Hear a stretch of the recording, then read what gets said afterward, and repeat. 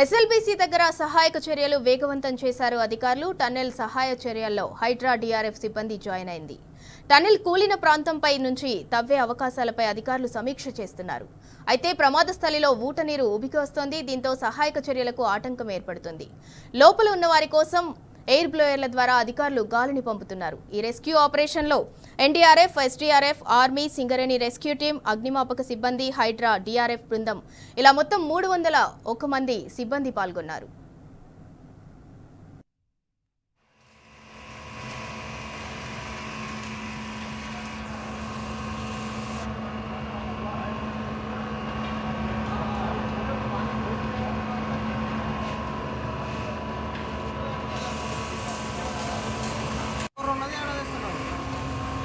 వాళ్ళు ఎడబడుతున్నారు.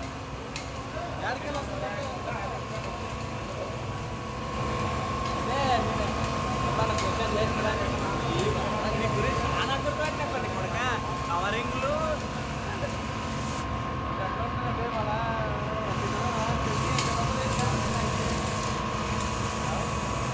ఏం లాభం తెలిసినాడు పోతాను అంటే ఏం లాభం తెలవడం అంటే మూసి పెట్టుకుంటాం.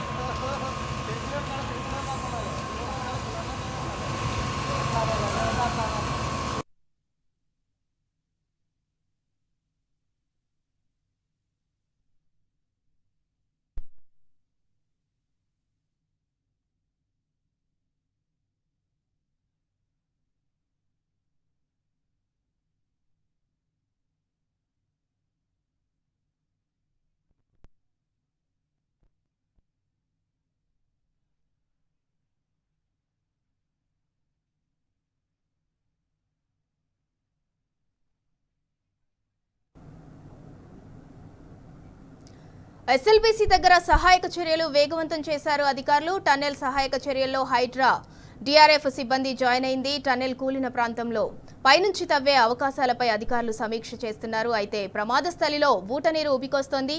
దీంతో సహాయక చర్యలకు ఆటంకం ఏర్పడుతుంది. లోపల ఉన్న వారి కోసం ఎయిర్ బ్లోయర్ల ద్వారా అధికారులు గాలిని పంపుతున్నారు. ఈ రెస్క్యూ ఆపరేషన్లో NDRF, SDRF, army, Singareni rescue team, అగ్నిమాపక సిబ్బంది, హైడ్రా, డిఆర్ఎఫ్ ఇలా మొత్తం 301 మంది సిబ్బంది పాల్గొన్నారు.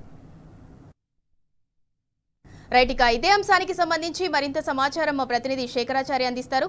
శేఖరాచారి, రెస్క్యూ ఎలా కొనసాగుతుంది, ఏంటి దీనికి సంబంధించిన డీటెయిల్స్?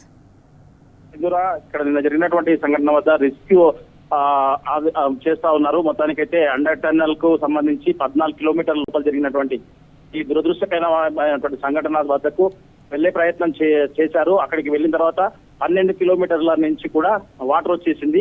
అయితే 2 కిలోమీటర్ల మేర లోపలికి వాటర్ ఉన్నట్టుగా వాళ్ళు చెప్తా ఉన్నటువంటి పరిస్థితి కనిపిస్తోంది. అయితే ఆ వాటర్ ముఖ్యంగా డీవాటరింగ్ చేయాలి. డీవాటరింగ్ చేయాలంటే దాదాపు 7 పంపు మోటార్లు ఫిట్ చేసినట్టుగా చెప్తా ఉన్నారు. 7 పంపు మోటార్లు అంటే దాదాపు నిమిషానికి 10,000 లీటర్లను డీవాటరింగ్ చేయాల్సి ఉంటుంది. అయితే అక్కడ బురద ఉండడంతో లోపల కేవలం 3,500 లీటర్లు మాత్రమే నిమిషానికి బయటకు వస్తుంది. అంటే చాలా సమయం పట్టే అవకాశం ఉంది. సమయం అంటే సాయంత్రం కావచ్చు, రాత్రి వరకు కూడా డీవాటరింగ్ అయ్యే అవకాశం ఉంది అని చెప్తున్నటువంటి పరిస్థితి కనిపిస్తా ఉంది. వేగంగా వాళ్ళు అంచనాలు వేసినట్టుగా నిమిషానికి 10,000 లీటర్లు తీస్తే త్వరితగతిన డీవాటరింగ్ పూర్తి అయ్యేది. కానీ డీవాటరింగ్ ఆలస్యం అవుతుందంటే దాని లోపల బురద ఉందని చెప్తున్నటువంటి పరిస్థితి కనిపిస్తుంది. అయితే ప్రాథమికంగా కొన్ని ఫోటోస్ మాత్రం తీసామని చెప్తున్నప్పటికీ అది అనధికారికంగా చెప్తా ఉన్నారు. ఒక ఫోటోలో ఒకరి చెయ్యి మాత్రం కనిపించినట్టుగా చెప్తా ఉన్నటువంటి పరిస్థితి కనిపిస్తా ఉంది. ఏదేమైనప్పటికీ రిస్క్ ఆపరేషన్ చేస్తున్నప్పటికీ కూడా లోపల పూర్తి బురదతో కూడినటువంటి నిండిపోయింది కాబట్టి చాలా ఇబ్బందులు ఎదురవుతున్నాయని చెప్పేసి అక్కడ లోపలికి వెళ్ళి అంటే షిఫ్ట్ల వారీగా వెళ్ళినటువంటి ఏవైతే 300 మంది సిబ్బంది ఉన్నారో ఆ షిఫ్ట్ కొంతమంది బయటకు వచ్చినప్పటికీ వాళ్ళు అనాధికారికంగా చెప్తున్నటువంటి విషయం అయితే కనిపిస్తా ఉంది. మొత్తంగా జరగరాని సంఘటన జరిగిందని చెప్పవచ్చు. దీనికి ముందస్తు అంచనా లేకపోవడం ప్రభుత్వ వైఫల్యంగా ఇక్కడ చాలా మంది కూడా చర్చించుకున్నటువంటి పరిస్థితి కనిపిస్తా ఉంది. అంత చేతులు గాలాక ఆకులు పట్టుకున్నట్టుగా ఇప్పుడు ఇక్కడ వచ్చి హడావిడి చేస్తున్నట్టుగా చెప్తున్నటువంటి పరిస్థితి అయితే కనిపిస్తా ఉంది. కానీ ముందస్తుగానే జాగ్రత్తలు తీసుకుంటే ఇంత పెద్ద ప్రమాదం జరిగి ఉండేది కాదు. లోపల వాళ్ళకి ఆక్సిజన్ అందుతుందా లేదా, కరెంట్ అయితే ఏర్పాటు చేశామని చెప్తున్నప్పటికీ కూడా వాళ్ళకు పవర్ ఉందా అసలు వాళ్ళ యోగక్షేమాలు ఎట్లా ఉన్నాయని చెప్పేసి కూడా ఇప్పటి వరకు కూడా ఒక అంచనా కానీ ఒక అధికారిక ప్రకటన కానీ చేయలేకపోవడం పైన కూడా పలు విమర్శలు వెల్లువెత్తుతున్నాయి. వివిధ రాష్ట్రాల నుంచి వచ్చి ఇక్కడ పొట్టకూటి కోసం, తర్వాత బతుకు తెరువు కోసం వచ్చినటువంటి ఇద్దరు ఇంజనీర్లు, తర్వాత ఇద్దరు మిషన్ ఆపరేటర్లు, ఒక 4 కార్మికులు కూడా లోపల చిక్కుకుపోయారు. వాళ్ళ కుటుంబాల పరిస్థితి ఏంటి, అసలు వాళ్ళు ఇప్పటికీ 27 గంటల దాదాపు 24 గంటలు గడుస్తా ఉంది. ఇప్పటి వరకు కూడా వాళ్ళ పరిస్థితి ఏంటనేది ఒక అధికారిక ప్రకటన అయితే వెలువడలేదు అని చెప్పేసి కూడా ఇక్కడ చర్చించుకున్నట్టు. Right, thank you Shekharachari.